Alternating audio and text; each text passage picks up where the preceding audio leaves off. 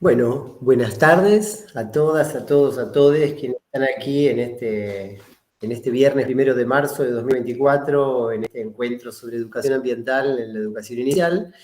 Y buenos días, o buenas tardes, o buenas noches para quienes lo ven o lo escuchan en diferido en el 2028, por ejemplo, mientras mandan en bicicleta, que también puede suceder. Este espacio forma parte de la Semana UNIPE, una serie de jornadas virtuales en las que en forma muy federal y con una amplitud temática se discuten, se profundizan cuestiones de interés educativo. En este contexto en el cual las universidades están padeciendo una política muy restrictiva, lo vivimos también como un ejercicio intelectual y político de resistencia, de modo que agradecemos la presencia de ustedes y sin más arrancamos. Hoy estamos aquí, lo primero que podríamos hacer, Laura, si te parece bien, es presentarnos. María Laura Canciani y quien les habla, Daniel Brailovsky. La idea es discurrir por algunas cuestiones vinculadas a la educación ambiental en la educación inicial y hacerlo bajo la forma de una conversación. ¿Cómo estás, Laura? Hola Daniel, hola a todos, a todas, gracias por estar. Y bueno, esperamos armar entre todos una linda conversación, como fue la propuesta, una conversación abierta para pensar un poco los desafíos de la educación ambiental integral en el nivel inicial. Me presento así rápidamente para quien no me conoce, soy Laura Canciani, soy pedagoga, estudié Ciencias de la Educación en la Facultad de Filosofía y Letras en Filo, en la UBA, y me fui especializando en el campo de la educación ambiental en distintos ámbitos, desde la investigación académica, desde la docencia universitaria y en la formación docente, y también en distintos espacios de militancia. Y bueno, actualmente soy profe en la Universidad de Moreno, en la Universidad Nacional de Moreno y también en UNIPE, y bueno, estuve participando muy comprometidamente con la implementación de la Ley de Educación Ambiental Integral, así que bueno, nada, será un gusto ahí abrir el diálogo con ustedes en ese sentido también. Así que Daniel, yo creo que todo el mundo te conoce, pero no sé si querés presentarte. Si tal vez haya alguien Bueno, del campo de yo lo soy Daniel ambiental Brailovsky, que... soy profesor. No, claro, por supuesto. Soy, digamos, si Laura proviene del campo de educación ambiental, yo provengo del campo de la educación inicial. Soy maestro jardinero, trabajo en formación docente de profes de educación inicial y aquí en la UNIPE coordino la carrera licenciatura en educación inicial con orientación en tecnologías digitales. Me interesa la cuestión de la educación ambiental particularmente, de alguna manera como una herencia. El que siempre se dedicó a la cuestión ambiental fue mi padre, y heredé esos intereses, hice de alguna manera eco de todas las conversaciones familiares que me fueron acercando a esas preocupaciones, y en los últimos tiempos me ha interesado retomar algunas cosas que siempre conversé con él y con un montón de gente linda a la que conocí a través de él, como es el caso de Laura, de Aldana Telias y de otras personas. Y bueno, un poco viene por ahí mi interés, si hubiera que justificarlo.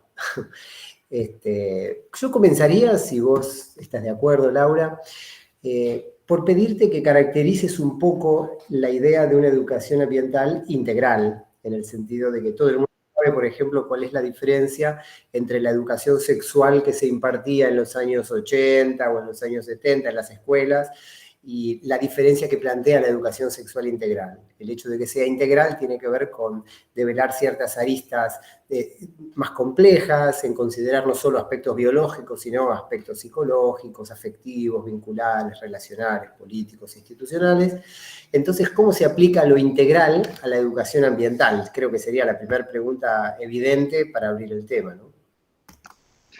Sí, a ver, algo que me parece novedoso en este nuevo camino, ¿no?, que estamos haciendo de construir una educación ambiental integral, porque educación ambiental en las escuelas y en distintos ámbitos educativos se hace ya hace un montón de tiempo, pero digamos, en los últimos años esta idea de integralidad, digamos, aporta una renovación, podríamos decir, sobre la mirada, los sentidos, las prácticas de la educación ambiental en general, digamos. Si vos nombraste la ESI, también podemos pensar en otros aspectos como, no sé, la formación ciudadana, los derechos humanos, que para mí dialogan, ¿no?, con esta idea de integralidad. Entonces, a mí se me arma esta idea, ¿no? Podemos pensar la integralidad de la educación ambiental en términos de confluencias con otros campos, digamos, educativos, pero también con sus propias especificidades o singularidades, ¿no? Entonces, en ese sentido podemos ver de algún modo que estas nuevas perspectivas, ¿no?, como la de género, ¿no?, la cuestión ambiental o por ahí los derechos humanos, nos vienen a traer cierta cuestión problematizadora, cierta cuestión, bueno, más compleja, que nos invita a,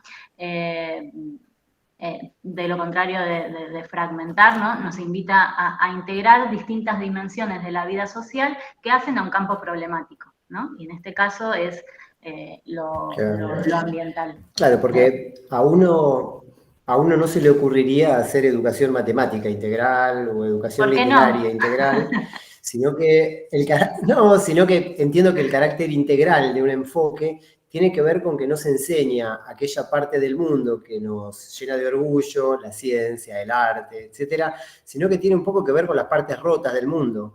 Si hace falta una educación sexual integral es porque desde la perspectiva de género hay una visión conflictiva, digamos. El mundo está roto en alguna dimensión si lo miramos a través de la perspectiva de género. Claramente está roto si lo miramos de la perspectiva ambiental o desde la perspectiva de los derechos humanos, de los ejercicios de la ciudadanía. Si no hubiera totalitarismos, patriarcado o contaminación, no haría falta un enfoque integral de esos tres campos, ¿no? Claro. A mí se me ocurre además que hay un cuarto campo que amerita también un enfoque integral, y yo lo vengo militando un montón, y que es el de la educación digital, en el punto en el cual la enseñanza de las máquinas y de su buen uso no agota los problemas que nos traen los celulares, las computadoras y las tecnologías en la vida cotidiana, como son vehículos de algoritmos que controlan nuestra vida, de orientaciones para el consumo, para las conductas políticas, etc., ¿no? Pero bueno, sería necesario lo integral allí donde hay partes rotas, oscuras, preocupantes del mundo, que entran a la escuela y nos tenemos que preguntar cómo enseñarlas, ¿no? Sí, y entran con el desafío de poder develarlas, ¿no? Digo, un poco es tomar la herencia, digo, como adultos, en términos de generación adulta, pero también en términos de docencia, ¿no? De un poco hacernos cargo de estos aspectos que hemos construido e integrarlos también en esta idea de integralidad, integrarlos a la enseñanza, a la escuela, a ese aspecto del mundo que es necesario leer. Y más que nada en la escuela es necesario leer, comprenderlo, interpretarlo, hacerle preguntas a esa parte rota del mundo para después, en ese sentido, poder, bueno, construir algo mejor al menos, ¿no? Yo creo que, digo, para por ahí meternos más, esto sería como las grandes generalidades o confluencias, ¿no?, con nuestros campos que nos vienen a mostrar, ¿no? Bueno, lo que hemos construido hasta aquí, bueno, tiene algunos aspectos que hay que mejorar, ¿no?, y que hay que revisar. Pero después, particularmente en el caso de la educación ambiental, ¿no?, esta singularidad, ¿qué singularidad tiene la integralidad de la educación ambiental? Ahí podríamos también tirar algunas hipótesis o compartir con ustedes también hipótesis, pero tiene que ver con que, bueno, tradicionalmente, ¿no?, Daniel se ha mirado lo ambiental desde un lente, ¿no? Y que en general fueron las ciencias naturales, ¿no? Entonces, la particularidad de esta educación ambiental integral nos abre la posibilidad de poner en diálogo e integrar los aspectos en principio sociales, ¿no? Hay muchos más, pero bueno, en este mundo de lo social podemos identificar lo social, lo político, lo económico, lo cultural, lo ético, lo estético, ¿no? Entonces, bueno, me parece que ahí específicamente tenemos algo para trabajar. No sé, ¿qué opinás? ¿Qué opinan? Sí, a mí me gusta también cómo hay un vocabulario que abre la cuestión ambiental a pensarla desde otros lugares y con otros puntos de referencia. Por ejemplo, enseguida cuando alguien habla de educación ambiental o de los problemas ambientales, piensa en pingüinos, piensa en ballenas, qué sé yo, piensa en separar los residuos. Hay una cantidad de lugares comunes vinculados con la educación ambiental. De hecho, la mayoría de los programas que existen en distintas jurisdicciones tienen que ver a veces con la separación de residuos, que es un eje importante, ¿no? Pero la educación ambiental integral me gusta que plantea la cuestión ambiental articulada con lo político, articulada con lo pedagógico, en el que la premisa no es salvar el planeta es algo abstracto y lejano, que no es de nadie y es de todos, que no es estudiar los desastres naturales, que no es responsabilizar a las víctimas y que los chicos junten tapitas o separen los residuos, sino que es partir de situaciones que desde la óptica ambiental pueden ser estudiadas, profundizadas, rodeadas, abordadas a través de unidades didácticas, a través de proyectos, a través de secuencias. Por ejemplo, nosotros vivimos en la ciudad de Buenos Aires. A fines de diciembre del año pasado hubo un temporal tremendo en la ciudad de Buenos Aires y se cayeron árboles, se inundó todo, bueno, fue una barbaridad, ¿no? Un docente de nivel inicial, bueno, si no hubieran justo ya terminado las clases, podría haber tomado esto como punto de partida. En las distintas situaciones cotidianas en las cuales los chicos conviven con los efectos de vivir en una ciudad, como Buenos Aires en el caso. Creo que las infancias urbanas son espacios interesantes para desnaturalizar el artificio de una ciudad tan grande, en la cual la relación con los tiempos de la naturaleza, con el clima, con lo público se desdibuja un poco, ¿no? ¿Cuáles pensás, Laura, que pueden ser puntos de partida concretos para pensar acciones de educación ambiental considerando estas cuestiones? A mí me parece que la cuestión de la alimentación es un temazo. Digamos, es una situación muy interesante que nos permite pensar en distintos, digamos, recortes que problematicen esta cuestión. Por ejemplo, a ver, estoy escuchando, ¿se escucha bien? Creo que hay alguien que está con el micrófono. Sí, a ver, ¿Se escucha bien? habilita tu micrófono, Laura, que yo hice un... Ahora sí se Sí, escucha. ahora sí. Había un micrófono abierto y entraba un ladrido de perro o algo. Ok. No, lo que decía, no sé si se escuchó, es que me parece que, por ejemplo, el tema de la alimentación, ¿no? En términos generales, es un tema con distintos, digamos, que se le puede entrar desde distintos aspectos y tiene una arista ambiental a partir de la cual podemos problematizar situaciones de enseñanza y experiencias cotidianas que los chicos y las chicas pueden conocer, hacer preguntas. Por ejemplo, leía el otro día que recomendé algunos artículos en las redes como para iniciar esta conversación, la cuestión de que vos decías, bueno, vamos al supermercado, ¿no? Como un territorio para problematizar la alimentación desde una perspectiva ambiental, ¿no? Entonces vamos al supermercado y ¿qué miramos en el supermercado? ¿No? Y vos decías muy acertadamente, bueno, podemos mirar muchas cosas, ¿no?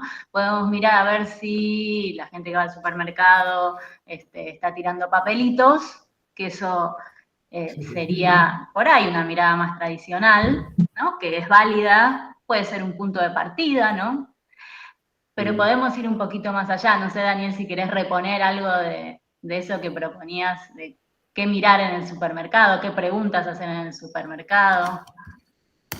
Claro, pensaba, si los chicos van al supermercado con su familia, con su mamá, con su papá o con algún adulto de la familia, la experiencia de ir al supermercado, ya lo sabemos, es una experiencia de consumo. Comprarme un yogur, le dirá, no, que ya te compré ayer, o qué sé yo, ¿no es cierto?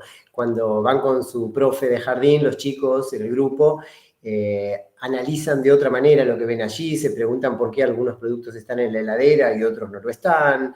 Se fijan lo que es la fecha de caducidad, los códigos de los productos, aprenden a leer los carteles, entrevistan a algún actor de ese lugar y lo ponen en la dimensión de todo aquello que no se ve a simple vista, ¿no es cierto?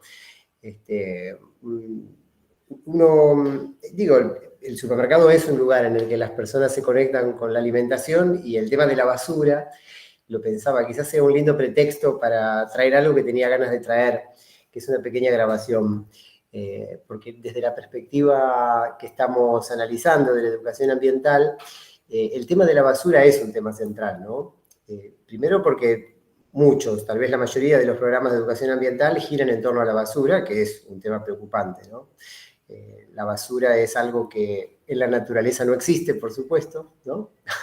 Hay una especie de círculo en el cual todo vuelve a procesarse, y en los procesos industriales humanos la existencia de basura es un artificio, es algo que no sucede naturalmente. Y tiende a pensarse que la culpa de la basura, la responsabilidad de la basura, es del usuario, de la última persona, del que tira la basura al piso, del que no la separa en el tacho, etc. Y quiero compartir la voz de mi viejo.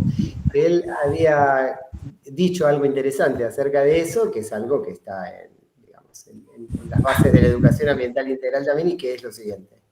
Digamos que se ha hecho un enorme esfuerzo por parte de todo el sistema, incluyendo el sistema educativo, por convencer a la población que el responsable de la basura es el último usuario, y en realidad el responsable de la basura es el fabricante, si el fabricante está reduciendo la vida útil del producto. Y ahí tenemos claramente un impacto ambiental provocado por residuos peligrosos. Los electrónicos son todos residuos peligrosos que podrían haber durado más tiempo si se hubieran diseñado de otra manera. Pero se han diseñado para que duren poco y la gente los tenga que reemplazar pagándolos de nuevo. Bueno, esta idea, digamos, de mirar todo el proceso, de mirar todo el camino que conduce a la basura. Recuerdo que en algún momento con algunas maestras de Entre Ríos aparecía el tema de los juguetes desde una perspectiva ambiental también, y pensaban, los juguetes también en algún momento se convierten en basura o podrían convertirse en basura. Hay juguetes de muy baja calidad que enseguida se terminan descartando. Hay una batalla dentro de los juguetes entre el plástico y la madera, con idearios acerca del juego diferentes, y que ponen, digamos, la cuestión del jugar y del acercarse a los objetos de juego como también una cuestión que tiene que ver con el contacto con los distintos materiales o el contacto con la distinta materia, ¿no? Ya desde los dones de Froebel para acá, y desde las críticas de Jaynes al juguete sofisticado, etc., uno encuentra que hay la posibilidad de pensar también una dimensión ambiental de los juguetes, ¿no? Digo, mirá cuántas puertas de entrada, ¿no? Sí, y a veces el tema en sí mismo no es el problema, sino cómo miramos ese tema, ¿no? Porque vos decías, bueno, los residuos es un clásico tema de educación ambiental que puede ser abordado desde una mirada muy tradicional, las 3 R's y nada más. Y bueno, hasta que, bueno, pasando por un montón de procesos, de preguntas, de preguntarnos esto, quiénes lo fabrican, cómo, de dónde vienen las materias primas, ¿no?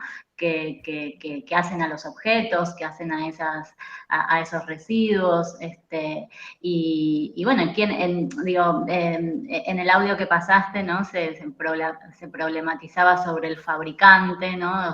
O sobre la fabricación, pero si vamos incluso un pasito anterior, es quién extrae, ¿no? Esos materiales, porque en algunos territorios ni siquiera están produciendo esos materiales, ¿no? En algunos territorios, que son territorios de saqueo, lo que se vive es un extractivismo mucho más crudo en ese sentido, ¿no? Entonces, bueno, es interesante, como vos decías, poder ampliar, ¿no? el recorrido de ese residuo, en tal caso que nos permite ir hacia atrás y después hacia adelante, porque aparte hay un montón de personas que interactúan en todas esas fases, ¿no?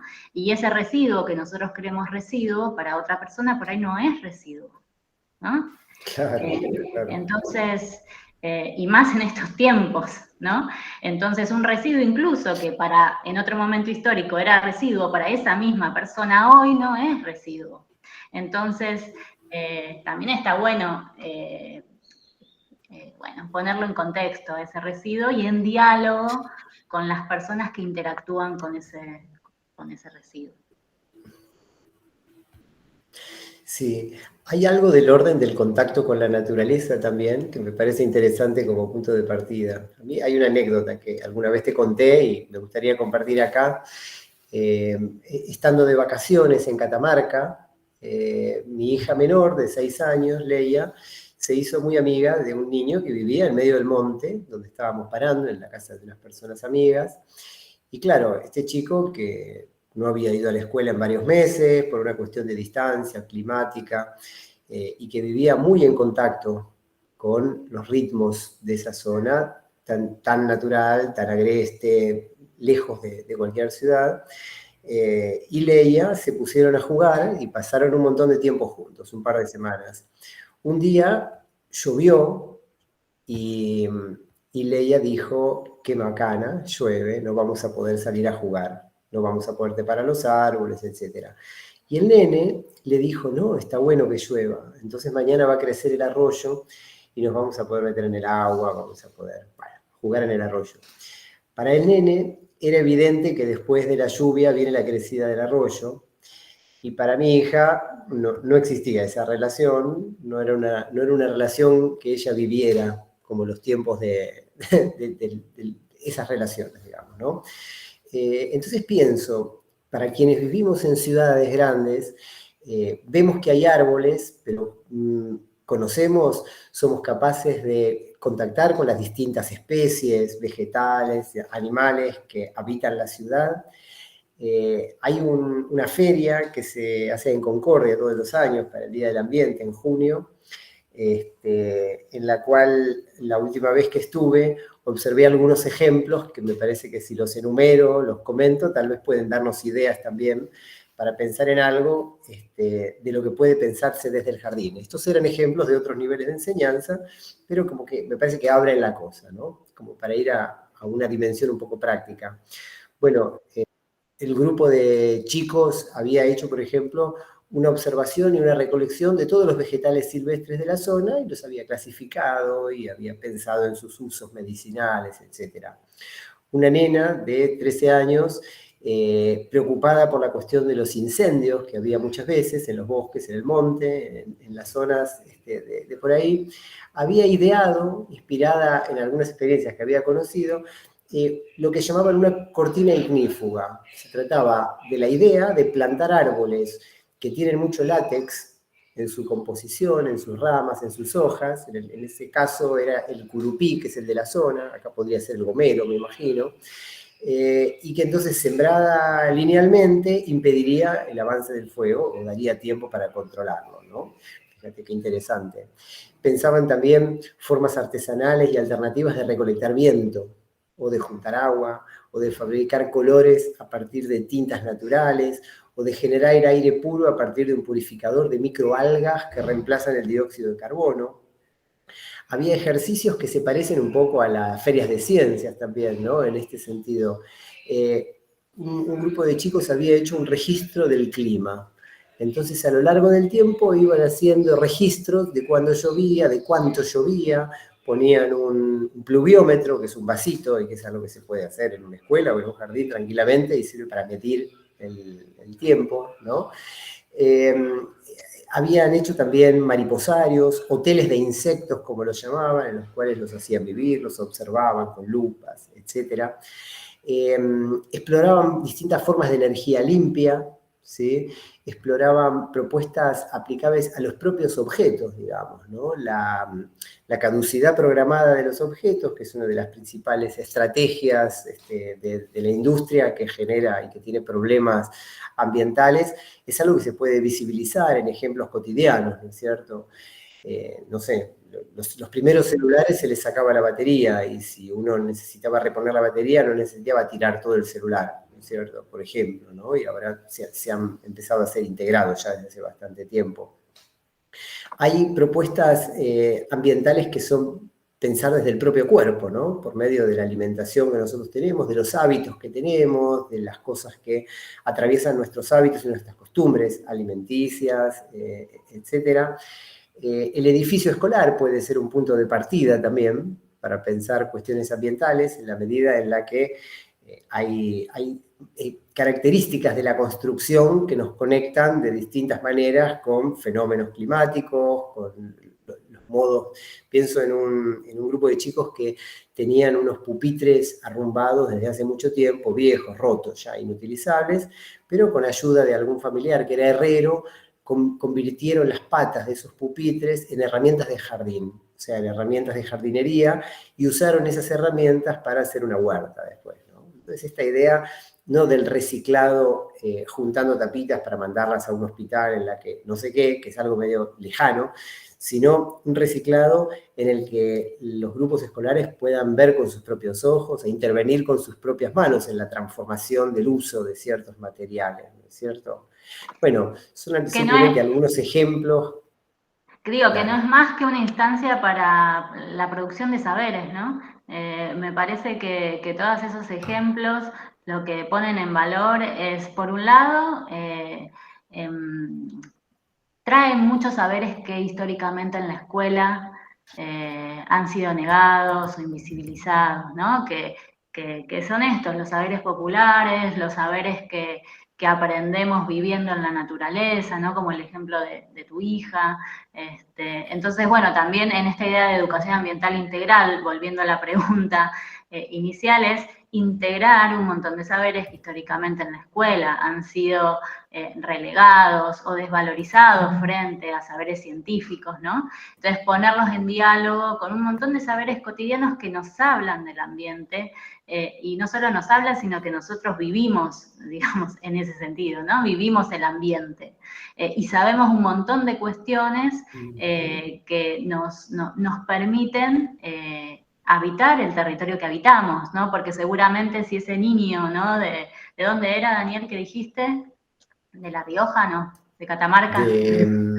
No. ¿De Córdoba? El niño era de Catamarca, sí. De Catamarca, viene a la ciudad, seguramente tu niña le va a poder enseñar un montón de cosas que no sabe, ¿no? Entonces me parece que ahí hay un diálogo de saberes muy interesantes que hacen a la construcción de saberes ambientales significativos, ¿no?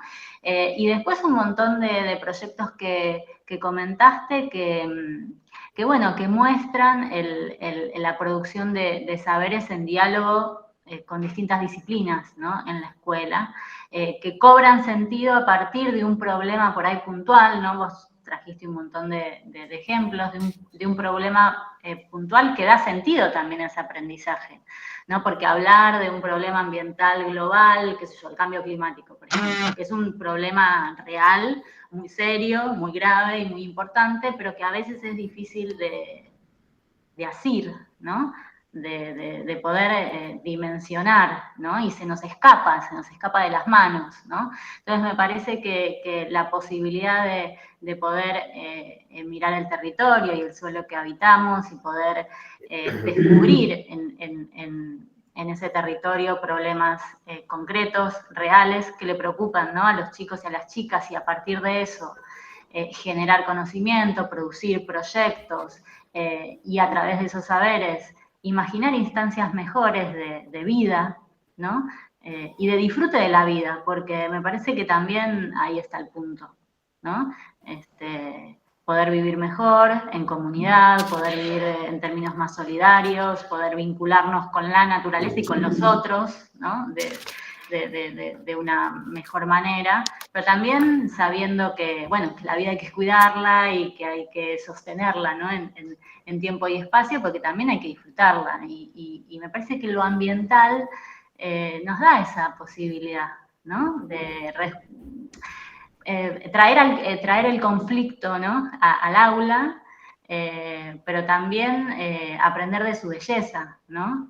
Y en esa conjunción, ¿no? Entre, bueno, el conflicto y el conflicto ambiental, o los conflictos socioambientales, ¿no? Que nos atraviesan como sociedad, la posibilidad de cuidado, ¿no? Del ámbito y del territorio en el que vivimos para poder formar una sociedad más justa y mejor, pero vuelvo con esto, y más disfrutable. Me parece que eso es hermoso, es una apuesta pedagógica, es una apuesta político-pedagógica de la educación ambiental hermosa, que vale la pena el trabajo cotidiano que esto implica.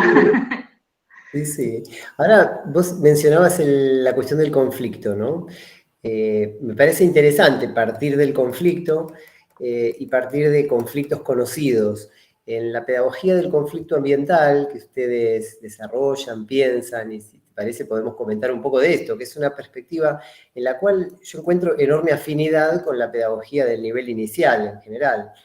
En el nivel inicial, por ejemplo, bueno, existe, las maestras jardineras de ambos sexos la conocemos bien, una estructura didáctica llamada unidad didáctica, una manera de organizar la enseñanza, la unidad didáctica, que precisamente lo que hace es tomar algún espacio, un recorte, un enfoque, algo que los chicos ya conocen, para mirarlo con otros ojos, para mirarlo más profundamente, para mirarlo haciéndole otras preguntas que no son las preguntas que cotidianamente le hacemos. Entonces, la unidad didáctica parte, digo, habíamos dicho antes del supermercado, pero puede ser cualquier espacio social, puede ser una plaza, puede ser un museo, puede ser un espacio del propio jardín, puede ser la cuadra. No pueden ser, por ejemplo, los invertebrados, ¿no? No son cosas abstractas, son cosas concretas y conocidas, en general emplazadas en un espacio. Entonces, uno mira ese espacio y lo piensa desde sus historias, desde los objetos que están presentes en el espacio, y también desde los conflictos que están ahí, ¿no? Entonces, recuerdo que como maestro una vez llevé a un grupo de chicos a la farmacia. Había una farmacia, un Pharmacity creo que era, de esas farmacias de cadena, y entre las cosas que le llamaron la atención a los chicos era que había detector de metal para entrar, ¿no? Estos detectores como una puertita que suena una alarma si vos te llevas algo que no te tenés que llevar, ¿no? Y también había lockers. Y las dos cosas tenían que ver con el hecho de que tal vez hay gente que se roba las cosas en esa farmacia, qué sé yo. Y me acuerdo que a los pibes de 4 años les había llamado especialmente la atención eso. Se fueron como medio impactados por la idea de que ahí estaban todos preocupados de que no les robaran los remedios, ¿no? Entonces ponían lockers y ponían detectores de metal. Eso llevó a toda una reflexión, a toda una discusión, digamos, de cómo son las relaciones entre quienes compran y quienes venden cosas, cuáles son los recaudos, las reglas que se ponen y cuál es la presunción, ¿no?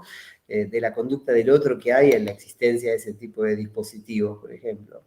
En otra oportunidad recuerdo que fuimos a un restaurante vegetariano, de estos que venden comida, entonces, claro, nos hicieron entrar a la cocina, hicimos una cantidad de ejercicios interesantes, de mirar cómo cocinaban, de qué tipo de gente compraba la comida, y apareció el tema del vegetarianismo, como no solo como una opción de alimentación que alguien puede considerar saludable, sino como una ideología y como una forma de vida y la relación con los animales. Entonces, fíjate cómo en las unidades didácticas, cuando se decide mirar y hacerle preguntas a un determinado espacio conocido para que se vuelva más interesante, para que nos cuente cosas, para que revele su naturaleza, ¿no? Diría Machelen en La defensa de la escuela, ¿no? Para que revele su naturaleza, aparece siempre la oportunidad de encontrarse con conflictos que sean punto de partida para establecer situaciones interesantes de conversación, de juego, de encuentro, de producción, de exploración, ¿no?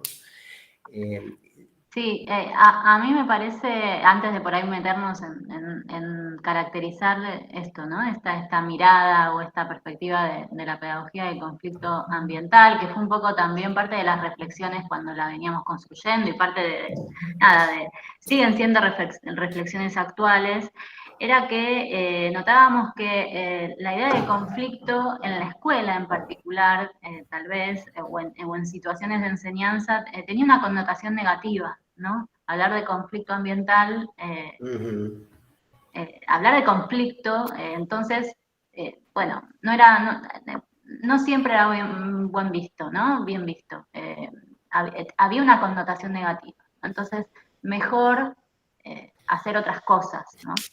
Y a nosotros nos parecía que es sumamente importante justamente darle luz al conflicto, o sea, poder nombrar el conflicto, y no solo poder nombrarlo, sino nombrarlo en la escuela, o sea, nombrarlo con otros, poder hacernos preguntas sobre el conflicto con otros para poder a partir de eso, bueno, ensayar reflexiones, hacerle otras preguntas, mirar otros conflictos a partir de ese conflicto. Entonces, eso como primer punto me parece como importante, porque se me viene el ejemplo de la pandemia, por ejemplo, ¿no? Digo, hay cosas que fueron y son necesarias nombrarlas para poder pensarlas y para poder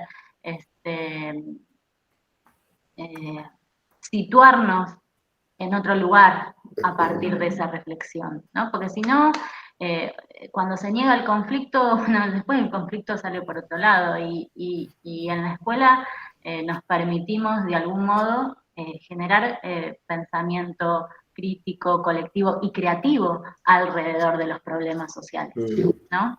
Entonces, eso como primer desafío en términos de poder construir una pedagogía del conflicto ambiental, que pueda nombrar los conflictos, que pueda hacerle preguntas, que pueda,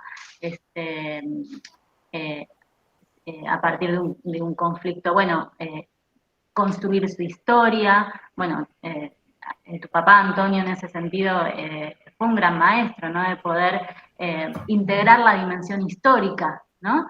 En los problemas y en los conflictos ambientales. Y eso es una también gran herramienta para no pensar que los conflictos surgen de un día para otro, ¿no? Y entonces me parece que en ese recorrido histórico que uno puede ir haciendo con los chicos y las chicas de los problemas ambientales que nos atraviesan, ¿no? En un barrio, también es muy importante, ¿no? Sí. La connotación negativa del conflicto, entiendo que por un lado tiene, bueno, la idea de que el conflicto es productivo, de que el conflicto no es algo que hay que evitar, sino que es algo que nos ayuda a pensar, etcétera, y que ya la hemos escuchado, pero además la idea de que si vamos a enseñar las partes rotas del mundo, el hecho de que en el jardín los chicos son chicos, digamos, hay una mirada que los adolescentes o los chicos más grandes o ya en otras edades uno consideraría que estudiar los desplazamientos de personas por las sequías, por las inundaciones, la manera en la cual los problemas ambientales son problemas que tienen que ver con la exclusión, con la pobreza, con la marginalidad. No padecen los conflictos ambientales por igual las personas según su posición social, su nivel socioeconómico. Entonces son a veces conflictos que tienen bordes dramáticos, ¿no es cierto? Entonces una pregunta pertinente es cómo abordar estos conflictos que pasa lo mismo con la educación sexual integral y pasa lo mismo con la educación en derechos humanos. Uno a los chicos no les va a hablar, si hablan de los hechos de la última dictadura, uno no les va a hablar de la tortura, uno no lo va a tomar de una manera muy cruenta, digamos, aspectos vinculados con, que pueden ser incongruentes con la sensibilidad o con el modo en el que procesan chicos chiquitos estas cuestiones. Entonces creo que hay un equilibrio interesante ahí que pensar entre la necesaria delicadeza del trabajo con los chicos y cuáles son el tipo de conflictos que en la escala en la cual son importantes para ellos y los pueden ver como tales, como conflictos, porque a lo mejor para los chicos del jardín los conflictos pueden aparecer bajo la forma de relatos, pueden aparecer bajo la forma de noticias que aparecieron en los diarios, o en la televisión, o en publicaciones, en redes, etc. Pueden aparecer bajo la forma de relatos personales de ellos, pueden aparecer bajo la forma de situaciones acaecidas dentro del grupo, con la salud, la enfermedad, la alimentación, etc. Pero quizás el desafío también es pensar cuáles son esos puntos de partida y cómo encontrar este equilibrio, digamos, ¿no? Entre un abordaje de lo conflictivo sin que tenga la connotación negativa, pero asumiendo que también estamos enseñando las partes rotas del mundo, ¿no?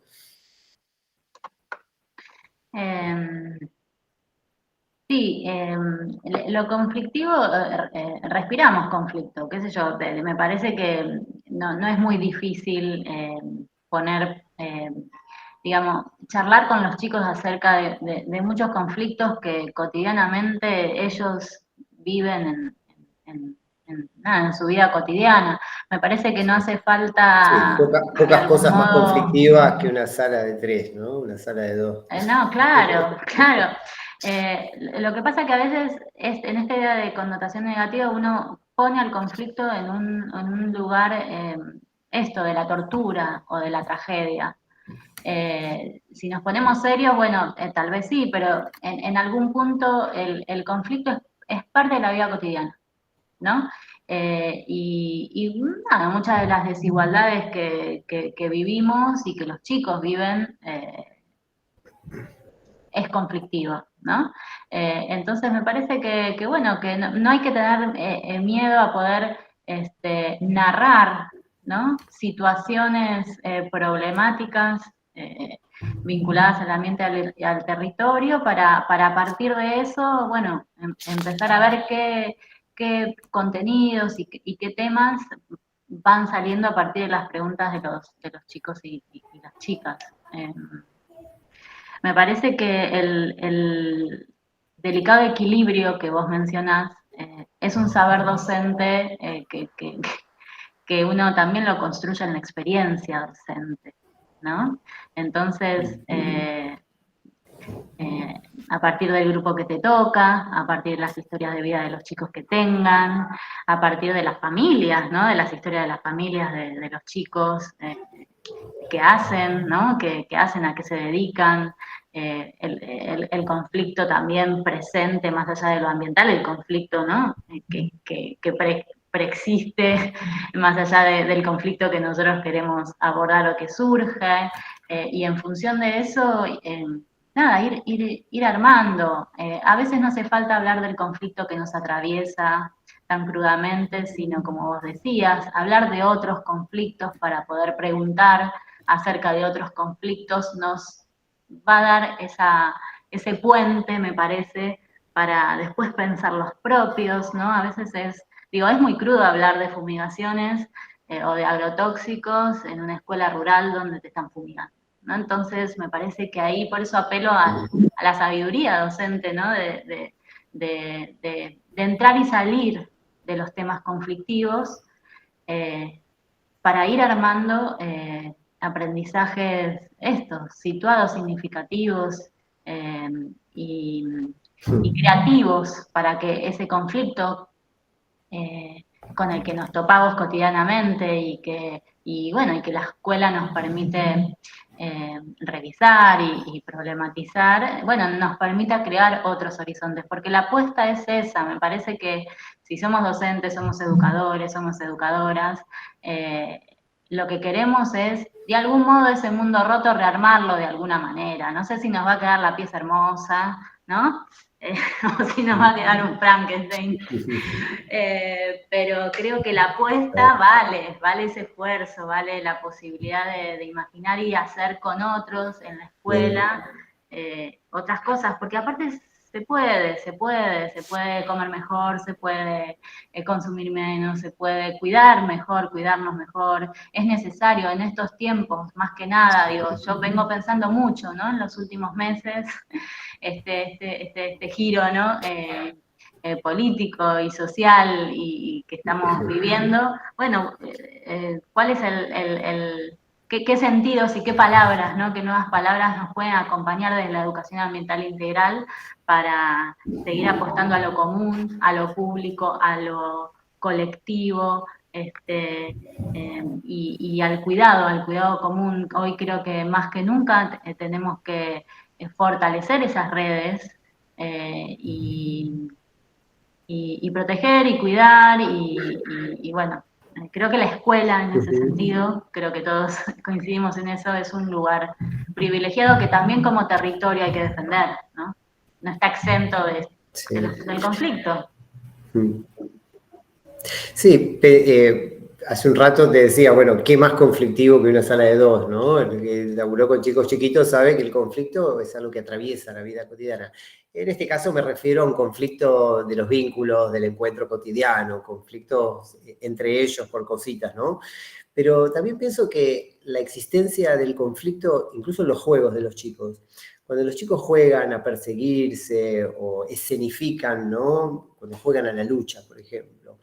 Esto lo ha dicho muchas veces Graciela Scheine, se ha estudiado cuando se habla de los juegos de lucha, que son juegos en los cuales los chicos escenifican conflictos en la fantasía, en el cómo sí, y que al hacerlo ponen en escena la lucha por la justicia, para que el bien predomine sobre el mal, para que gane el bien, para que el villano sea derrotado, digamos. Lo mismo que aparece en los cuentos y aparece en los juegos y les da sentido, es precisamente ese conflicto. Tal vez algo de este espíritu, digamos, de pensar la lucha por las causas justas y el triunfo de las causas justas, puede hacer un poco también pensar en los conflictos ambientales también como algo que puede hacerse desde el ejercicio de una lucha por lo más justo. Entonces, una de las cosas, por ejemplo, que se proponen en el marco de una educación ambiental con conciencia ciudadana, en el sentido del ejercicio de la ciudadanía ambiental, es mandarle cartas a las autoridades, intervenir en el sentido de hacer movidas para visibilizar una determinada situación. Pensaba también en lo que dijiste de las historias de vida, ¿no? Que conocer otras historias de vida, para el que vive en la ciudad, historias de vida rurales, para el que vive en el campo, historias de vida urbana, historias de vida contadas por sus protagonistas, ¿no? Estableciendo contacto, haciendo entrevistas, estableciendo comunicaciones, con lo que nos permite. He visto proyectos muy lindos en jardines de comunicarse, por ejemplo, con chicos que viven en otro país, ¿no? Una maestra de Buenos Aires que establece contacto con una maestra, era de Francia, de Estrasburgo, y establecían una videollamada, los chicos hablaban, unos en castellano, otros en francés, cantaban sus canciones, jugaban sus juegos, después se mandaban correos con dibujos, hacían registros, y la diferencia del idioma los fascinaba. Y digo, en este sentido de conocer otras formas de vida, gente que vive teñido de otra lengua, en este caso, o de otros juegos, también podríamos conocer historias de gente que tiene otra relación con la naturaleza. Y puede ser interesante como punto de partida, ¿no? Esto si pensamos algo que está lejos y que podemos traer cerca. Pero también podemos pensar cosas que están cerca y que pueden mirarse mejor, ¿no? Como los aparatos, cuando decimos que subimos algo a la nube en el celular, la nube es el Drive, es el Dropbox, o es esas cosas, y bueno, y no es una nube, ¿no? Es un artefacto bien concreto, bien físico, que está enchufado, que consume energía, que está en otro país en general, que implica todo un cableado. Entonces, de alguna manera, desnaturalizar esa idea etérea de lo tecnológico, que hoy por hoy es uno de los elementos fuertes de producción de chatarra informática, y los aparatos tecnológicos son los que ejercen la caducidad programada de una manera muy fuerte, muy evidente, ¿no? Se me ocurre como algunos puntos de partida, ¿no? Sí, vos hablás de desnaturalizar y renaturalizar, ¿no? Me parece que en ese juego de palabras hay una propuesta interesante, porque de algún modo, bueno, esto, desnaturalizar nos permite problematizar y renaturalizar también nos permite ver qué hay de naturaleza en todo lo que nos rodea, incluso en nosotros mismos, ¿no? Entonces, me parece que ese es un lindo ejercicio para empezar a pensar las propuestas. También creo que hay algo de territorializar, ¿no? Esas situaciones. Todo pasa en un contexto histórico y en un espacio-tiempo, ¿no? En un contexto histórico y en un contexto territorial, ¿no? Entonces poder también traer el territorio y territorializar la pedagogía en general, creo que puede ser interesante.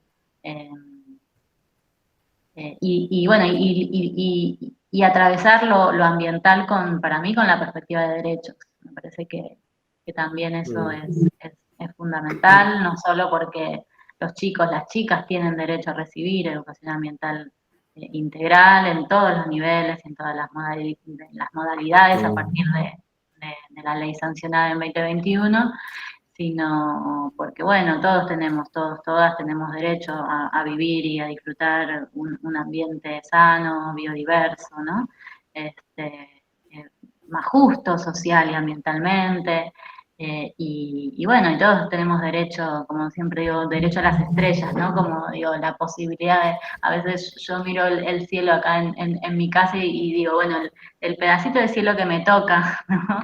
En esta ciudad tan caótica, ¿no? Y cuando uno tiene digamos, la posibilidad de viajar, ¿no? Y conectarse con otros territorios, otras naturalezas, decís, esto es impresionante, no todos tendríamos el derecho a poder disfrutar de las estrellas, del sol, ¿no? Del mar, de lo que, de lo, para mí, más lindo, ¿no? De este mundo, que tiene que ver con esto, con la naturaleza y con los vínculos, ¿no?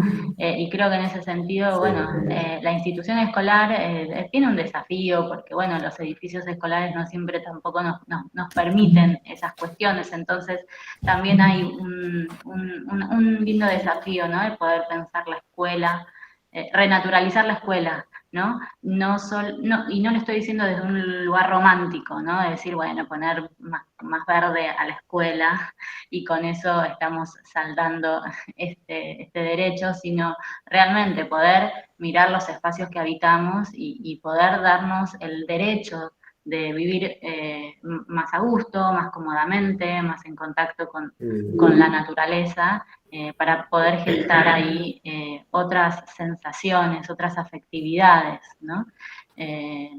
Y bueno, también algunos puntos de partida que se me van ocurriendo. Sí, el derecho a las estrellas, me encantó. Alguna vez le escuché decir a la Chiqui González algo sobre el derecho a la penumbra también, ¿no? El derecho a la oscuridad.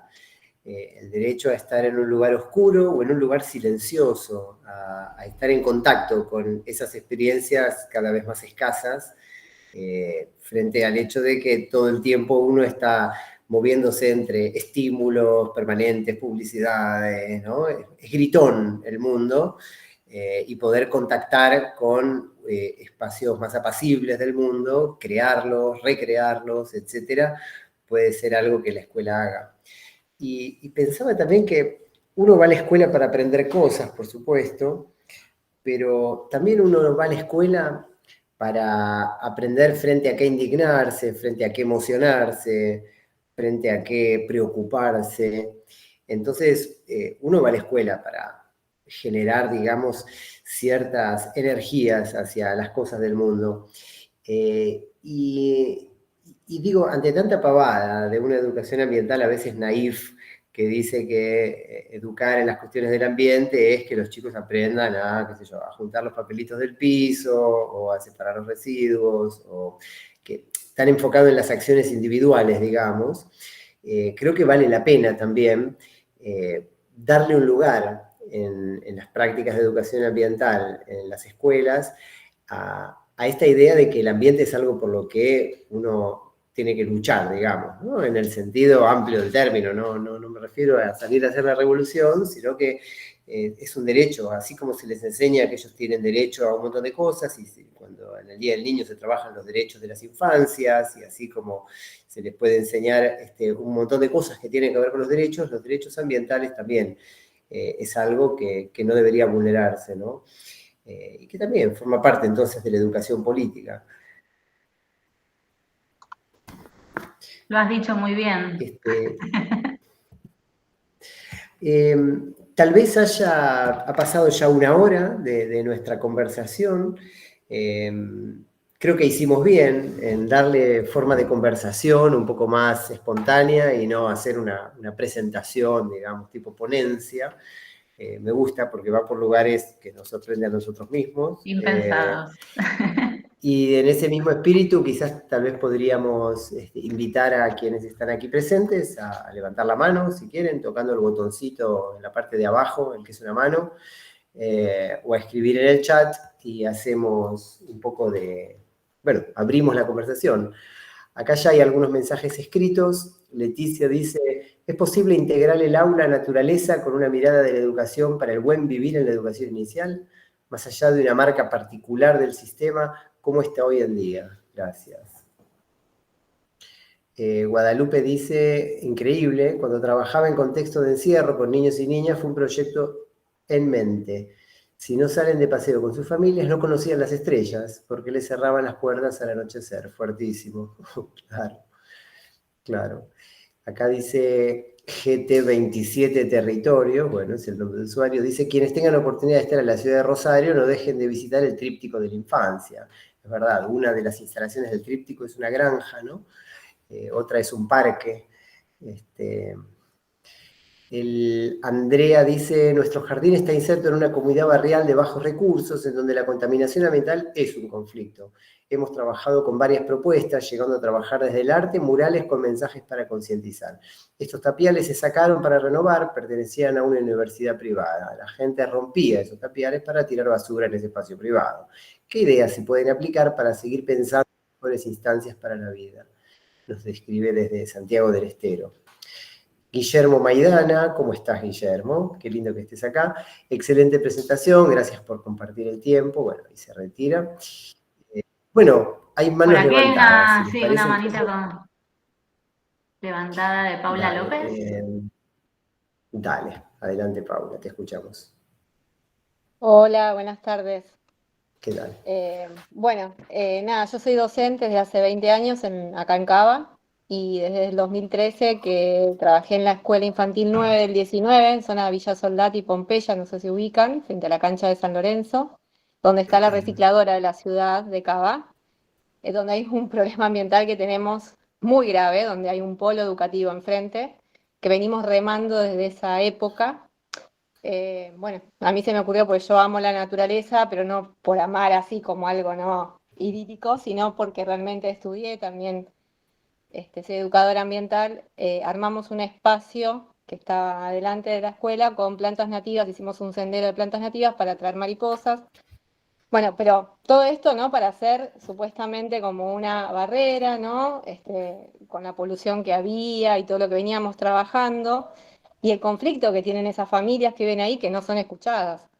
Y todos los chicos todos los días pasan caminando por el medio de la basura porque vienen los camiones y tiran todo ahí. Y este proyecto se presentó varias veces en Feria de Ciencias, de acá de la jurisdiccional, y pasó a la nacional en su momento. Pero como también nos frenaron, ¿no? Desde lo político, por eso tiene que ver, ¿no? Esto de los conflictos de intereses y demás. La gente de primaria te dice que los chicos tienen un montón de problemas en las fosas nasales por la sequedad que te produce, porque todo el tiempo estás respirando polvo. Es capaz que es difícil, ¿no? Porque uno dice, estamos en la ciudad, estamos en la zona sur, pero es así lo que se vive ahí. Y Y qué difícil es esto, poder en esas familias que ya naturalizaron, ¿no? Que bueno, que haya basura, que tengan que pasar por ahí, que sus hijos les sangren la nariz y que tampoco esta cuestión, ¿no? Que hay un montón de instituciones y demás que veníamos trabajando en ver qué posibilidad de que un médico empiece a afirmar que esto tenía que ver, estaba relacionado con el ambiente en el que están viviendo todos los días de su vida, digamos. Y que capaz que, si no sé, en pandemia no podían abrir la ventana porque entraba todo el polvo, o sea, ¿no? Como una dicotomía, y que uno está todo el tiempo, esto que decían ustedes, ¿no? Como lo Knife, bueno, vamos a reciclar para salvar el mundo. Entonces presenta una dicotomía, sobre todo para esa zona, pero bueno, como es la zona de la Villa 1114, ¿no? Del barrio Padre Richardelli, quedamos como siempre un paso atrás, ¿no? Como estos espacios que nadie se hace cargo, que no son vistos, si bien Villa Soldati siempre fue el basurero, ¿no? El patio, ¿no? De atrás donde se tiraba toda la basura y creció arriba de eso. La idea a veces es, uno va a la escuela y quiere enseñar, ¿no? Es otra realidad, que hay otras realidades posibles, y luchar por justo este ambiente, porque es un derecho. Y como a veces las docentes nos cuesta mucho esto, llevarlo adelante. Y a pesar de todo lo que hicimos, es como que seguimos viendo que queda ahí. La planta sigue, las escuelas siguen estando y los niños siguen transitando en esos espacios y conviviendo, y no hay mejoras. Entonces es complejo, digamos, justamente, ¿no? El ambiente es complejo, y la realidad que hoy en día, bueno, por los intereses, ¿no? Porque también hay que hablar de esto, de los intereses políticos y de negociados que aparecen detrás de esto ¿no? De la ecología, ¿no? Como del reciclaje, de lo verde. Es complejo. Sí, y hay algo de la idea de cuidado, ¿no? Que pensaba en un sentido más amplio, más filosófico, tal vez, en la relación entre generaciones. En el jardín siempre hablamos de la idea de cuidado, ¿no? Educamos, enseñamos y cuidamos. Y no tenemos que elegir entre enseñar y cuidar. Enseñamos porque cuidamos y cuidamos porque enseñamos. Y la falsa antinomia entre una cosa y la otra ha sido señalada una y otra vez en las discusiones del nivel. Pero, ¿qué significa desde la perspectiva ambiental cuidar a las infancias también? Porque cuidarlos en lo inmediato está claro, pero también cuidar el mundo que les estamos dejando, ¿no? Uno puede ser amoroso con los niños, pero si uno no se preocupa del mundo que van a heredar, uno tal vez no, en este sentido se visibiliza una dimensión del cuidado menos evidente, ¿no? Menos inmediata, menos situada. Yo me acuerdo que cuando yo era chico se decía, para el año 2000 el nivel de los mares va a haber subido tanto y se hundirán tales ciudades. Para el año 2000 y no sé cuánto, y siempre se vaticinaban catástrofes ambientales que iban a suceder después del 2000, ¿no? Porque era lo que quedaba lejos. Ahora es cosa de todos los días. Hay noticias sobre mortandades de animales, sobre desastres climáticos, etc. Y no hace falta ir muy lejos para encontrar evidencias de todo lo que puede tomarse como punto de partida y evidencia de problemas ambientales que se pueden trabajar en la sala, ¿no? Y pensaba también en la cuestión de ambiente, porque además lo veo a Héctor Heim, que está acá en la videollamada, y que está, ahí saluda. No sé si saluda o levanta la mano. ¿Levantó la mano? Sí, levantó la mano. Sí, las dos cosas. Las No, dos cosas. Estaba pensando en esto, estaba pensando y dije, no voy a hablar, pero a mí me gusta hablar. No, pensaba también cómo no vas a hablar? las unidades didácticas, me parecía interesante lo que decías, cómo el conflicto puede enriquecer una unidad didáctica, y pensaba también en la estrategia de mapeo, cómo desde el jardín los chicos y las chicas pueden empezar a mapear y empezar a visibilizar, porque si no, estamos invisibilizando el ambiente que tenemos alrededor del jardín, o lo estamos romantizando, pero no estamos mostrando, y la unidad didáctica me parece es el mejor ejemplo, no estamos mostrando ese ambiente real, con esos conflictos, con esos problemas. Vamos al súper y es todo bonito, todo lindo. hablamos de cómo se usa la caja registradora, pero no hablamos de cuánto más nos cuestan los alimentos hoy en día. No sé, estaba pensando en eso y se me ocurrió pensar esto del mapeo. Está bueno, mapeo, cartografía, sí. Está bueno, es una linda perspectiva. También, Héctor, vos tenés una visión linda, lo que estás investigando, acerca de la idea de ambiente, que es una idea que lo ambiental, en el sentido que lo estamos pensando, en la cuestión de los problemas ambientales, es evidente, pero la palabra ambiente en el nivel inicial, desde hace rato que se usa para otra cosa, que no sé si está en otra, cuando se plantea, qué sé yo, experiencias de indagación del ambiente natural y social, lo socionatural, como esta conjunción de las ciencias sociales y las ciencias naturales, existe desde larga data en el nivel inicial. El concepto de ambiente vino como una pieza curricular interesante, digamos, novedosa, piola, ya en los diseños curriculares de hace unos cuantos años, ¿no? Entonces, digo, veo que hay un espacio muy fértil, muy favorable en el nivel inicial, en sus estructuras didácticas, en su currículum, para pensar las cuestiones ambientales, porque como vos bien has escrito y estás investigando, y no sé si querrás contar un poquito de eso, hay un manejo del concepto de ambiente que viene de larga data y que es súper amigable con esta perspectiva.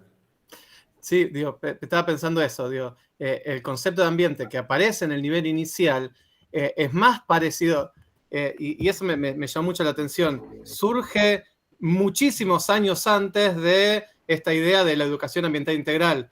El nivel inicial ya hablaba de la integralidad del ambiente desde antes de la ley de educación, y ya en el año 2000 ya empieza este concepto a florecer en el nivel, y es súper interesante cómo se va armando ese concepto de ambiente en el nivel.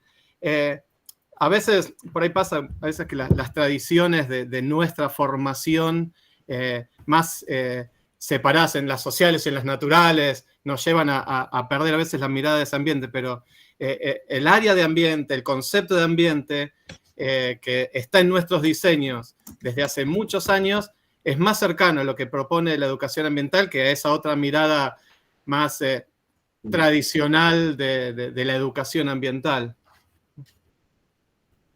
Claro, y bueno, sí, la idea de ambiente tiene un valor didáctico más allá de la cuestión del ambiente como medio ambiente, ¿no? En el sentido de que se habla de ambiente alfabetizador, se habla de... Tengo una tesista cordobesa que está haciendo una tesis preciosa sobre las prácticas de oralidad y ella habla de ambientes oralizadores, como que hay algo que educa. Bueno, Ricardo Rojas hablaba de la pedagogía de las estatuas, ¿no?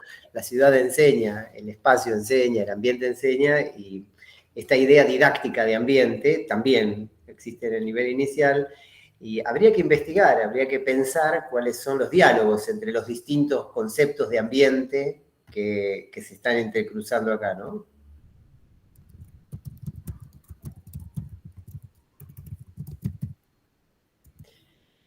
Bueno, En no ese sé si hay sentido, más no, digo que comentarios en ese sentido el nivel Dale. inicial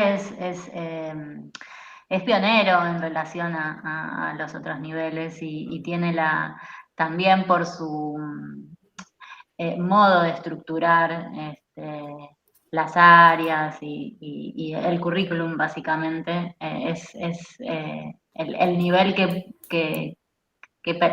en donde más se permite, ¿no?, esta integralidad, esta problematización, ¿no? Cuando avanzamos, ¿no?, en el sistema educativo, nivel primario, ni hablar secundaria, ¿no?, todo se va fragmentando, y me parece que el nivel inicial tiene la posibilidad en sus orígenes, digamos, y en su estructura, esto de, bueno, integrar, problematizar y complejizar, ¿no? Yo no quiero dejar, digamos, pasar la intervención por ahí de Paula, que bueno, que es una situación, digamos, muy delicada, digamos, conozco perfectamente el caso porque soy de Flores, así que he estado por esos lugares y aparte conozco a colegas de otros niveles que están en esa misma situación. Me parece que a veces digo provocativamente, ¿no? Es más pedagógico, ¿no? Para la educación ambiental. Armar un centro de estudiantes, quien me conoce siempre doy el mismo ejemplo, ¿no? Pero digo, armar un centro de estudiantes que enseñar a separar los residuos, ¿no? Armar un centro de estudiantes es hacer educación ambiental, ¿no? ¿Por qué? ¿Por qué piensan ustedes que estoy diciendo esto, no? Porque de algún modo lo que nos importa es que nuestros chicos, nuestras chicas puedan organizarse, ¿no? Puedan participar y puedan intervenir, ¿no? en el mundo y en el territorio en el que viven. Y si bien esta es una situación muy dolorosa y delicada, me parece que también otra pregunta que se me presenta es, bueno, ¿qué puede la escuela ante los conflictos ambientales? Puede algunas cosas y otras no, ¿no? Y por ahí el desafío es correr esos límites, por ahí sí. Creo que también está bueno pensar estas cuestiones. A muchos discursos o corrientes muy livianamente, ¿no? De educación ambiental, digo, muchas corrientes de educación ambiental muy livianamente proponen en sus planificaciones la solución de los problemas ambientales, ¿no? Como si nuestra función en la escuela fuera solucionar los problemas ambientales. Y me permito la pregunta, ¿no? Si esa es la función de la escuela, o cuál es la función de la escuela, ¿no? Esta es una discusión no solo de educación ambiental, sino una discusión profundamente pedagógica, educativa, ¿no? Con un sentido filosófico, ético y político, ¿no? Entonces me parece que también abro estas preguntas para un modo seguir pensando la conflictividad de estos problemas, la función de la escuela hoy frente a estos problemas y las apuestas, ¿no? Para poder justamente formar sujetos críticos, activos, creativos frente a un mundo roto, voy a usar la palabra de Daniel, me permito, pero bueno, que no queremos que sea así, ¿no? Y que además tenemos el derecho a poder vivir otro tipo de... Nada, que juegan son nuestros proyectos de vida, ¿no? Y de la de nuestros estudiantes. Y eso vale un montón. Y eso vale un montón. Bien. Voy a dejar el link para la asistencia, que alguien lo estaba pidiendo en el chat. Ahora averiguo cuál es el número de la actividad que hay que ponerlo. Bueno, está levantada la mano de Santiago. Adelante. Bueno, muy buenas. Millones de gracias por el espacio. La verdad que es un placer escucharlos. Y en función de esto último que planteaba Laura, retomo algo que vos dijiste, Daniel, sobre pensar también la idea de cuidado en términos filosóficos, ¿no? Y por ahí algo que sí también es envidiable de la escuela y en particular del nivel inicial, es cómo la categoría de cuidado se trabaja a partir de uno de los ejes de la ESI, ¿no? Y es la prima mayor por antigüedad, la ESI de la educación ambiental integral, ¿no? Y que también dialoga con el eje del cuidado del ambiente y de la naturaleza. Entonces pensaba en función a esto que decía Laura, ¿no? Hasta dónde la participación activa y la formación ciudadana dialoga con los niños, niñas, los niños y niñas de nuestros jardines, las infancias, en esta perspectiva de cuidado, ¿no? A partir de, por ejemplo, lo que traía Héctor de un dispositivo o una estrategia como el mapeo, se me viene, lo hablábamos esta semana con algunas compañeras de nivel inicial, el mapeo del cuerpo-territorio, ¿no? Algo que, insisto, en el jardín se trabaja muy bien la ESI sobre las partes del cuerpo y cómo esto también pensarlo en clave ambiental, ¿no? En esta dimensión. a sentarnos y fortalecer la participación de las infancias en el cuidado ambiental, en clave desde este sentido. O sea, no es plantemos arbolitos y veamos cómo crecen las mariposas nada más, como experiencias ricas, pero también darle este giro, esta vuelta de hasta dónde la participación forma parte de esas acciones de cuidado, en reconocerse como parte del ambiente, como parte del cuerpo de territorio y poder seguir construyendo en esta integralidad que es propia del nivel y también de la educación ambiental. Bien. Bien, gracias. Gracias por la intervención. Por ahí para hacer Además, la justa, sanción... para hacer justa, perdón Daniel que te interrumpí, para hacer justa No, también adelante. con el equipo del programa de Educación Ambiental Integral. Bueno, Santiago es parte, también está Natalia, hay compañeros, compañeras también de otras jurisdicciones, lo veo a Luciano, bueno, hay mucho trabajo también de poder pensar esta integralidad, ¿no? de la educación ambiental y cómo poner en práctica esta complejidad, esta integralidad, esta transversalidad, ¿no? Y nada, quería nombrar así muy rápidamente los ejes transversales de la educación ambiental integral presentes en el documento marco. Lo digo porque se me vino a la cabeza a partir de la intervención de Santiago con la idea de cuidado, ¿no? Que de algún modo sintetizan algo de la perspectiva presente en la ley y que nos permiten, al igual que la ESI y sus ejes conceptuales, bueno, empezar a pensar las planificaciones y las unidades didácticas a partir de 5 ejes transversales. Uno tiene que ver con reconocer la complejidad del ambiente, esto ya lo estuvimos hablando un montón, y bueno, la palabra clave aquí es el concepto de ambiente, ¿no? Y sus múltiples dimensiones.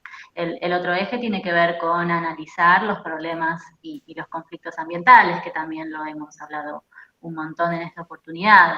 El otro eje tiene que ver con ejercer nuestros derechos y entender que el ambiente sano y diverso es un derecho para las infancias y que somos sujetos de derecho en ese sentido. Y también, bueno, tiene que ver con la participación y la organización, aprender a participar, ¿no? En torno a las luchas y conquistas ambientales. El otro, voy 3, ¿no? El otro eje tiene que ver con el diálogo de saberes, ¿no? Y poder poner en diálogo justamente, que también lo hablamos acá, un montón de saberes, de disciplinas, ¿no? Y el diálogo también entre no solo disciplinas y saberes, sino también el diálogo entre las generaciones, ¿no? Y entre las causas sociales de nuestro tiempo, es decir, diálogo entre perspectivas de género y luchas de las mujeres y diversidades y las luchas ambientales. Y finalmente este último eje respecto a la idea de cuidado, ¿no? Cuidar el ambiente y la sustentabilidad de la vida. Me parece que tal vez esos 5 ejes funcionen como organizadores, pero también como inspiradores de la tarea docente. Y bueno, veremos cómo en el nivel inicial estos ejes transversales, que en realidad fueron pensados y propuestos para todos los niveles, cobra singularidad y especificidad en las aulas a través del quehacer y del saber docente, básicamente. Eso quería como compartir a partir de la intervención de Santiago. Que bueno, ahí compartí en el chat el enlace al documento, de modo que si alguien no lo conocía Genial. o tiene ganas de revisarlo, ahí están los 5 ejes enumerados y analizados y desplegados.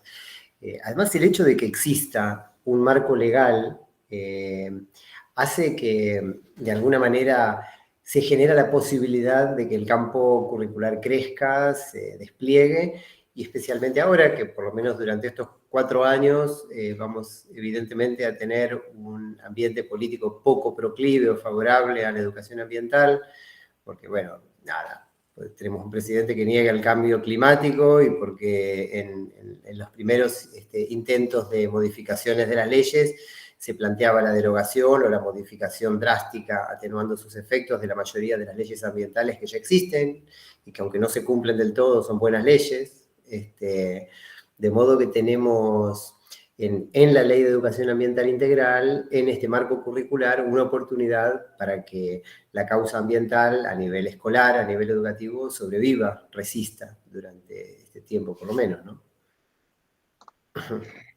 Sí, creo que es súper atinado, creo que las aulas van a ser en este tiempo un lugar de defensa para este tipo de propuestas, no solo la educación ambiental, sino la ESI, y todas aquellas propuestas que intenten problematizar la realidad social, así que me parece bueno, que nos toca un tiempo de defender lo construido,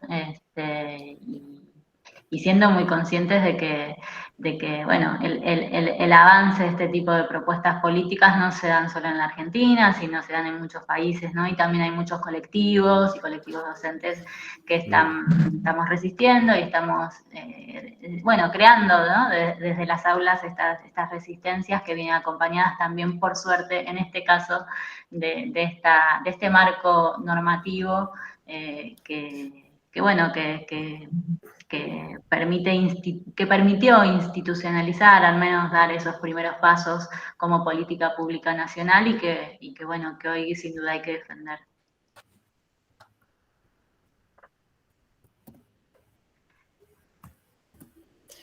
Bien. Bueno, no sé si hay más comentarios o preguntas. Alejandra. Una mano levantada. Alejandra, Sí. adelante. Hola, ¿qué tal? Buenas tardes a todos y bueno, muchas gracias por el espacio. Yo que quería, escuchando a la Paula y teniendo en cuenta esto del contexto ambiental que rodean a las diferentes comunidades, me parecía algo como importante porque el tema de los residuos es un grave problema en todos los lugares.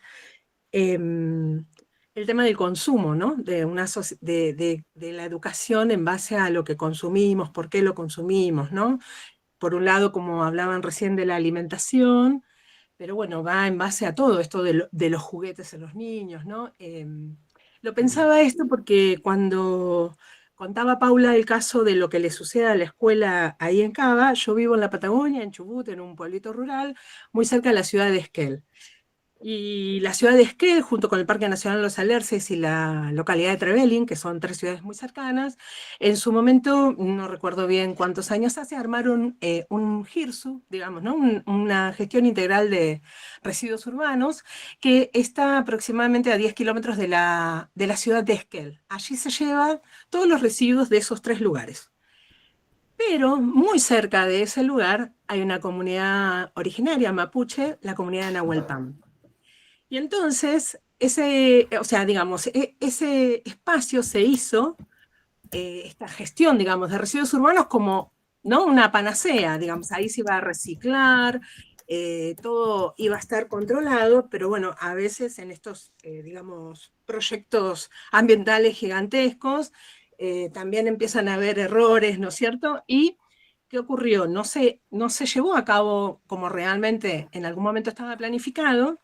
Y la comunidad de Nahuelpan, que está en línea recta casi a 5 o 6 kilómetros de ese espacio de GIRSU, terminó con toda su comunidad contaminada, con sus ovejas que tienen bolsas de nylon en sus estómagos y que luego mueren, obviamente, por la cantidad de plástico que consumen, con arsénico en el agua de la comunidad, o sea, desde la ciudad de Esquel le tienen que estar llevando agua potable a la comunidad, a la escuela, ¿no? Para que puedan estar en ese lugar y sobrevivir de una manera más digna.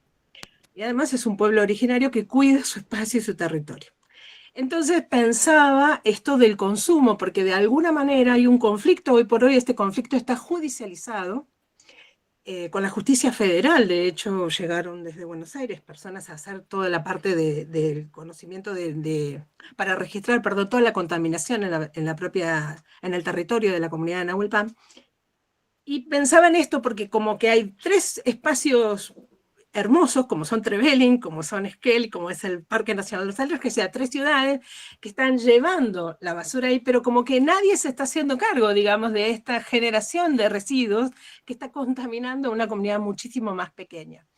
Y bueno, hice por ahí alguna semejanza con lo que contaba Paula, y en esto que pasa muchas veces que generamos residuos todos los días y constantemente, y en ningún momento tomamos conciencia de esto, ¿no? Cada actividad que hacemos genera un residuo. Bueno, ¿qué hacemos con eso? Porque me parece que el nivel inicial sobre eso también, más allá de tirar el papelito en el tacho de basura, es ¿qué pasa con ese papelito, ¿no? ¿A dónde viaja?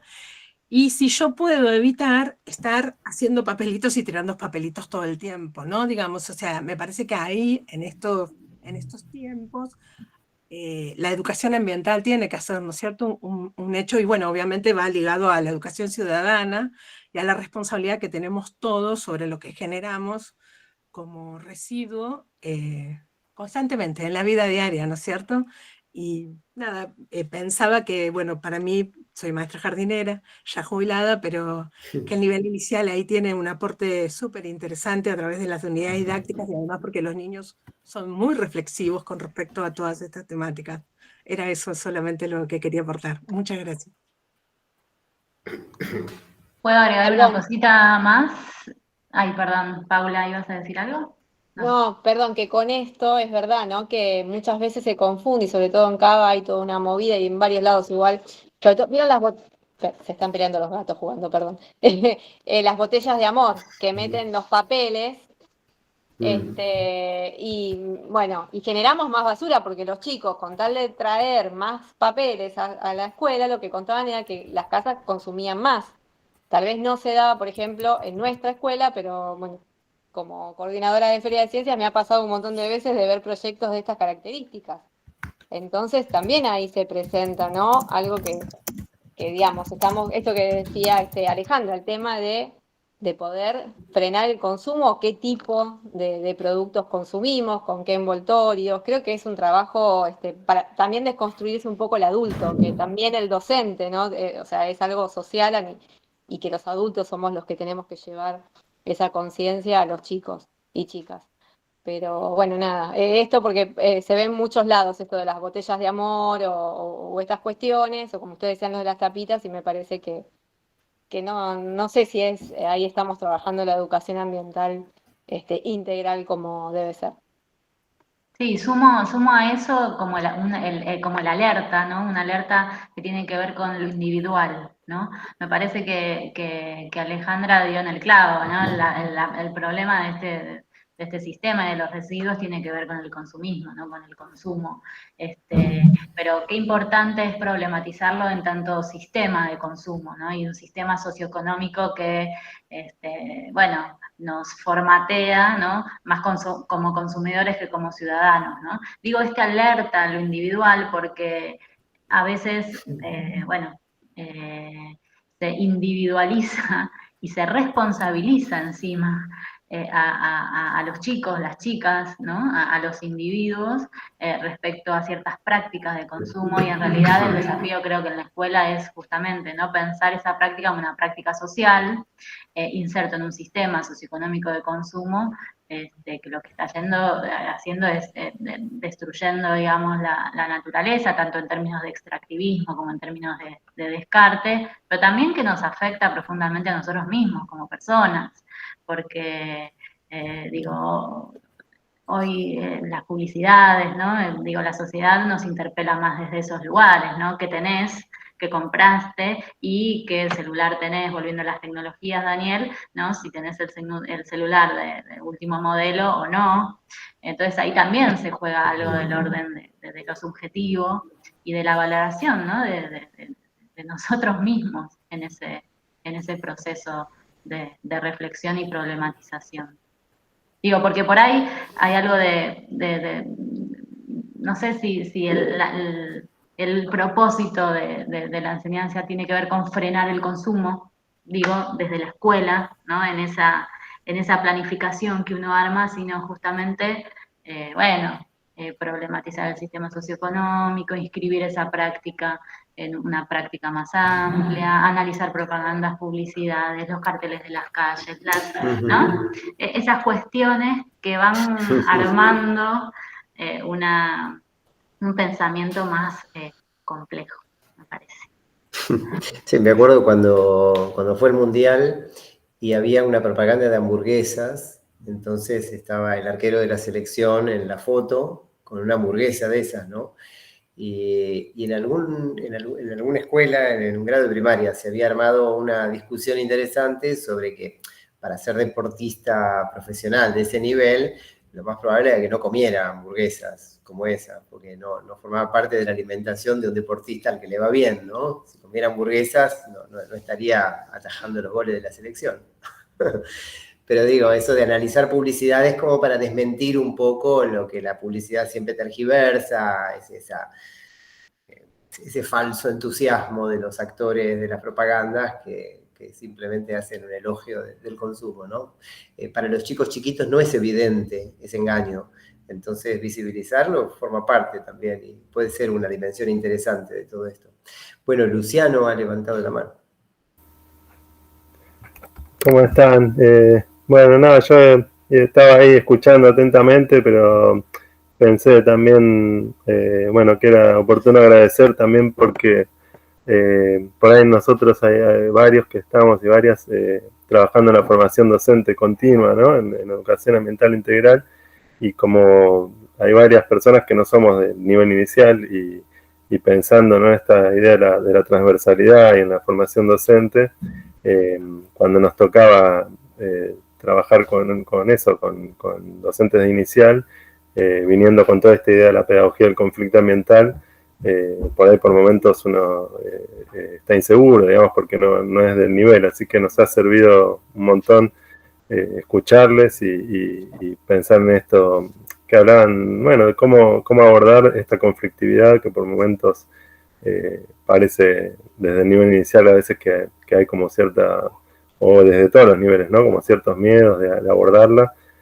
porque parece muy cruda, pero en realidad esto que hablaron, ¿no?, de cómo el conflicto está presente permanentemente y no necesariamente cuidando la sensibilidad, ¿no? Estoy tratando de retomar esta, no de las partes rotas del mundo, pero desde un lugar cuidado y cuidadoso, se puede abordar perfectamente. Así que nos ha servido un montón lo que han dialogado.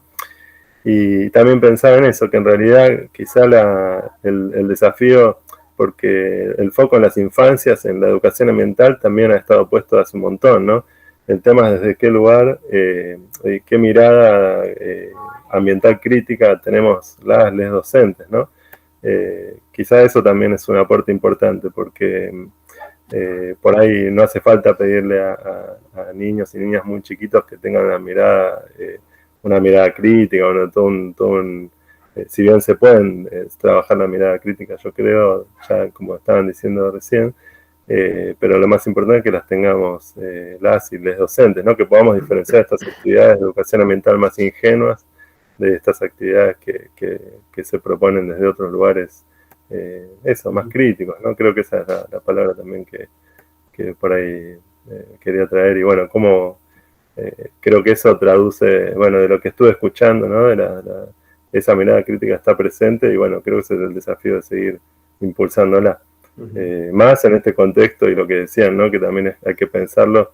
Yo pensaba hasta qué punto, si están tratando de derogarla o quitar el lenguaje inclusivo, hay un montón de cuestiones en el sistema educativo y todo lo que están tratando de desarmar, si no tengamos que estar defendiendo pronto esta perspectiva, porque esta perspectiva de educación ambiental integral y tan crítica, digamos, es como que algo que seguro que pueden querer venir a atacar. Así que lo más posible tenemos que...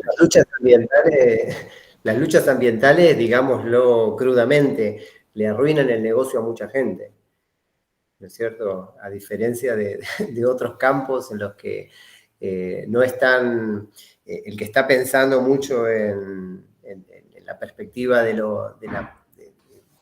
no afectar los intereses económicos y los grandes negocios, es totalmente encontrado con la educación ambiental, que claramente problematiza, digamos, las formas de producción y problematiza...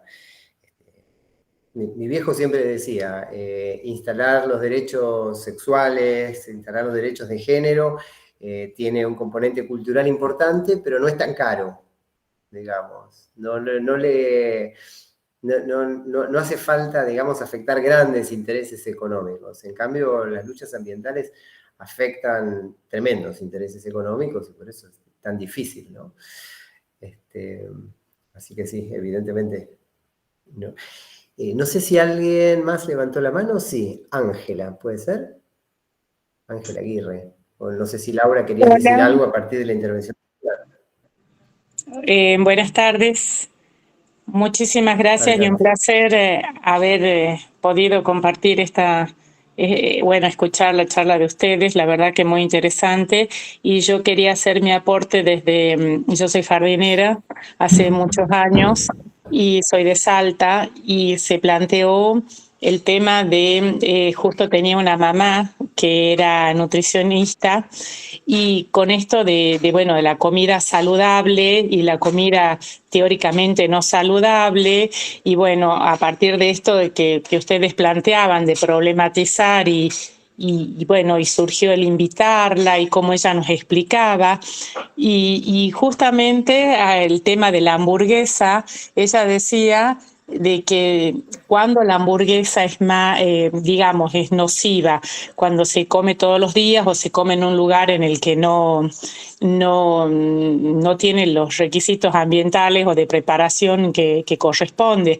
Pero incluso preparamos hamburguesas en el jardín y ella explicaba la importancia que tuviera verduras, de que como la carne, o sea, digamos, le sacó el peso de nocivo, pero también esto de poder analizarlo, por ejemplo, el tema de las papas fritas, que comprar la papa frita, que la que viene en bolsa, el exceso de azúcar, o sea, todo lo que ustedes estuvieron hablando hoy, del hecho de otra mirada, de lo que consumen todos los chicos todos los días, y cómo ella es como que le dio una vuelta de rosca y después, como se extendió tanto este proyecto, pudimos hacer una reunión con los papás, y no solo de mi sala, sino bueno, del jardín, y plantearles esto, porque muchas veces uno es como que no termina de entender, o sea, los padres no tienen la dimensión de lo que realmente, cómo les afecta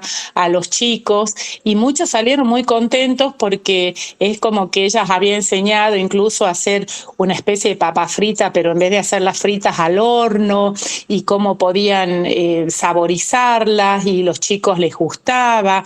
Entonces, como de esto que surgió así de unas papas fritas y de unas hamburguesas, como resultó muy significativo para la sala y para todo el jardín. Muchas gracias.